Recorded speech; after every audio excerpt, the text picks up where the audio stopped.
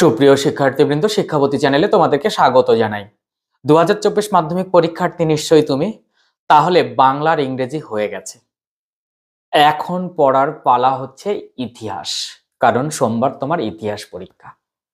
ইতিহাসের 8 নম্বরের একটি প্রশ্ন আনসার করতে হয় 15-16টি বাক্যে। কটি দেয়? 3টি দেয়।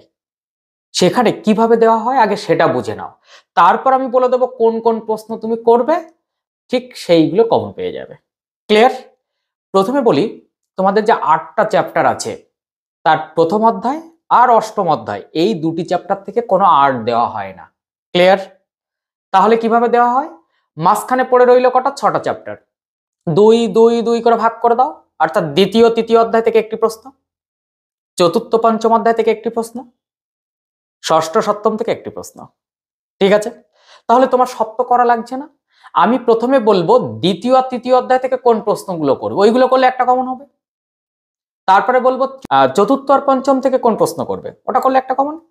তারপরে সর্বশেষ বলবো ষষ্ঠ আর সপ্তম অধ্যায় থেকে কোন প্রশ্নগুলো করবে, আরেকটি কমন। ক্লিয়ার? যারা কমপক্ষে একটি কমন পেতে চাও তারা একটা সেট করলেই হবে, যারা দুটি কমন পেতে চাও তারা দুটো সেট করবে, আর যারা তিনটেই কমন পেতে চাও তারা তিনটে সেট করবে, কিন্তু তোমাকে করতে হবে একটি। আমি এখানে বলবো তুমি তোমার চয়েজেবল যে কোনো একটি সেট আগে কভার করে নাও, তারপর আর দুটো সেট থেকে যেগুলো আমি স্টার দিচ্ছি সেইগুলো করে যাও।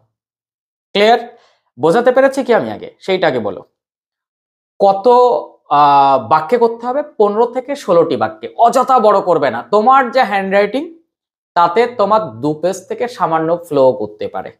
বেশি বড় করলেই যে বেশি নাম্বার পাওয়া যায় তা কিন্তু নয়, নোটটা যেন ভালো হওয়া চাই। নোট যদি ভালো না হয় তাহলে কিন্তু হবে না।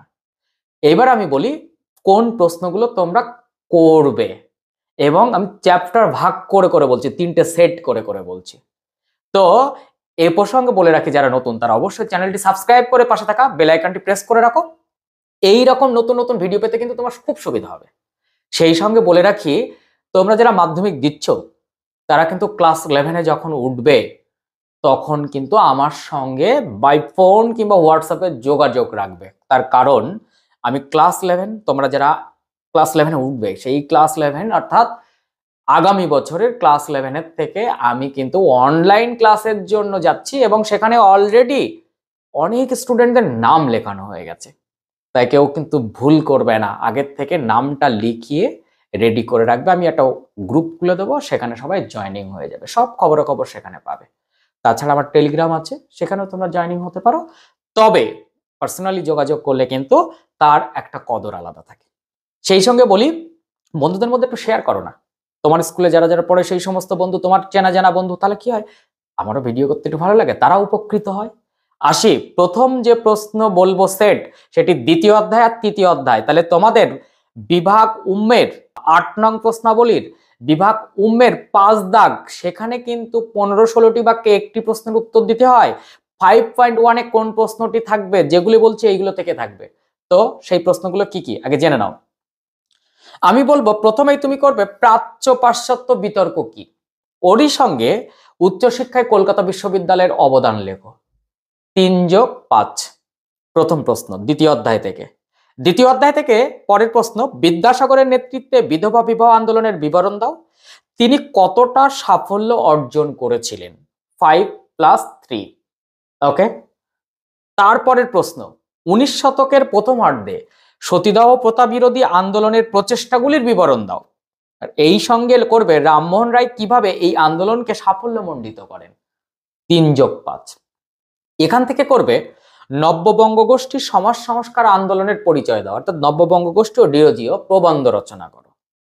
এরপরে করবে রামকৃষ্ণ পরমহংসদেব, অর্থাৎ সর্বধর্ম সমন্বয়ে রামকৃষ্ণ পরমহংসদেবের সংক্ষিপ্ত পরিচয় দাও। অ্যাকচুয়ালি এটি 4-এ রেখেছিলাম, কিন্তু কখনো কখনো না, আগের বার যেমন বারদলি সত্যাগ্রহ দিয়ে দিয়েছে 8-এ, ছাপাখানার ব্যবসায়িক উদ্যোগ 8-এ দিয়ে দিয়েছে, 4-এর প্রশ্নগুলো কিন্তু 8-এ দেওয়া হচ্ছে। তাই রামকৃষ্ণ পরমহংসদেবকে আমি রাখছি 8-এ। তুমি 4টা করবে এত ভালোভাবে এবং একটু বড় করে, যেটা 8 আসলেও যেন সেটা করতে পারো, 4 আসলে এই পয়েন্টগুলো কেটে দেবে, তাহলে 4 হয়ে যাবে।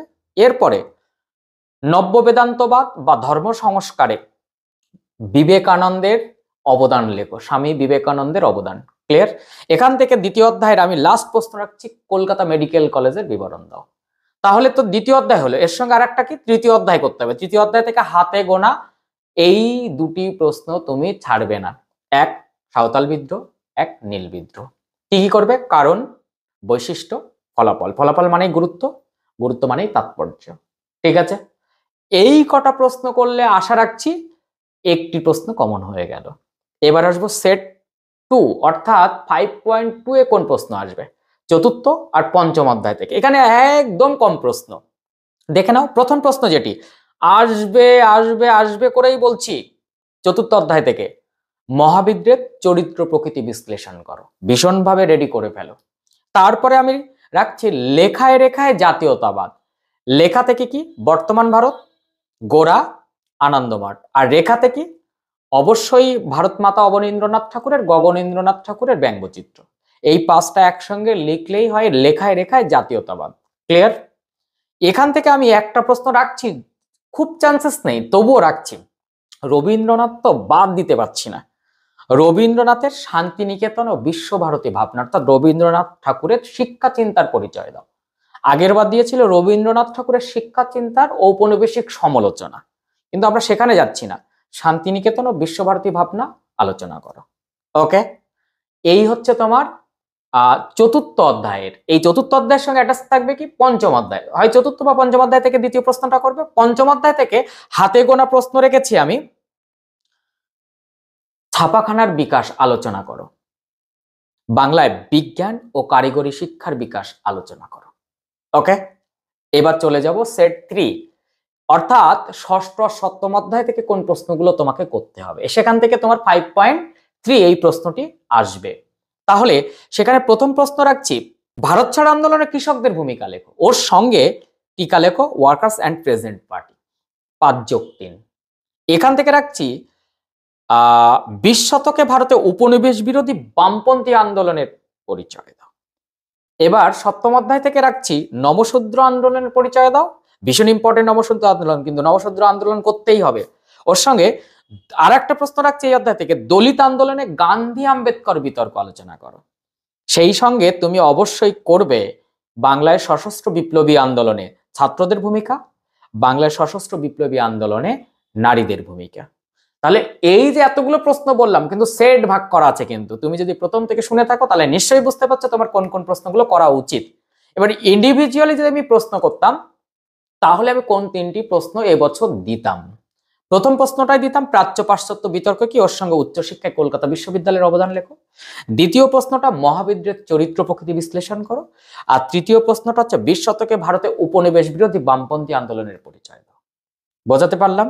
এরপর আমি 4-এর ভিডিও, 2-এর ভিডিও, ইতিহাসের, সেগুলো আমি দিচ্ছি। এর আগে আমি সাজেশন দিয়েছি, ডেসক্রিপশন চেক করো, আমি প্রত্যেকটা লিঙ্ক এখানে দিয়ে দিচ্ছি। তারপরে তোমাদের যদি দাবি থাকে এরপরে বলবে যে আনসারগুলো আপনি পিডিএফ করে দিন, তাহলে আমি আনসারগুলো একটু কষ্ট করে তোমাদের পিডিএফ দেওয়ার চেষ্টা করব। ঠিক আছে? তো সবাই মন দিয়ে পড়াশোনা করো। কাল রবিবার, সারা দিনটা ইতিহাস এবং ভূগোলে নিমজ্জিত করো, কারণ ভূগোলে আগে টাইম পাবে না।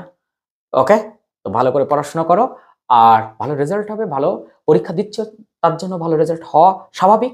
এর আগে একটা ভিডিও দিয়েছিলাম, অন্য কোনো উপায় অবলম্বন করবে না, ইতিমধ্যে সাসপেন্ড হয়েছে তুমি জানো। কাজেই তোমার জন্য সেই রকম কোনো কলঙ্কের দাগ না আসে। তাছাড়া কলঙ্ক তো অন্য ব্যাপার, কিন্তু লাইফটা যেন নষ্ট না হয়, তুমি যেন সাসপেনশনে না পড়ে যাও। তো টাটা, ভালো করে পড়াশোনা করো।